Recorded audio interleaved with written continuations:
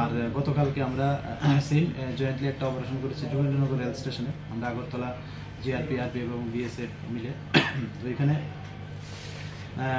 Total দুটা ব্যাগের মধ্যে আমরা 19 কেজি গাঁজা মানে আনক্লেম হিসাবে আমরা পেয়েছি। তো যথারীতি এগুলি সমস্ত আইনি পদ্ধতি মেনে এগুলি সিজ করা হয়েছে।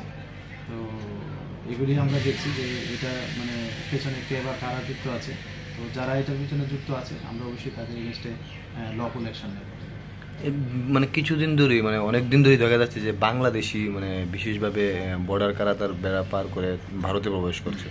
তো তাদের থেকে কি জিজ্ঞাসাবাদে পাওয়া গেছে মানে কী কারণে কেন তারা ভারতে প্রবেশ করছে? মানে অ্যাকচুয়ালি যেমন গতকালকের এটাও মানে তারা প্রাথমিক জিজ্ঞাসাবাদে বললো যে তারা কাজের সন্ধানে এখানে যাচ্ছে আর কি, এবং কাজের সন্ধানে ওই যে মুর্শিদাবাদের বাসিন্দা ওনাকে নিয়ে যাচ্ছে। তো আমরা দেখছি ব্যাপারটা, আমরা তো ইন্টারোগেশন মানে চলছে এখনো, আরও মানে ফার্দার ইন্টারোগেশন করব। আমরা রিমান্ডও চাবো মামলা আদালতের কাছে, দেখে আরও কি বেরিয়ে আসে আর কি। ভারত তথা ত্রিপুরার কোন দিকটাতে বেশি ইউজ করে তারা উঠছে? এটা তো এখন তদন্তের সাথে এখন বলা যাচ্ছে না আর কি। হ্যাঁ, এটা আমরা দেখছি।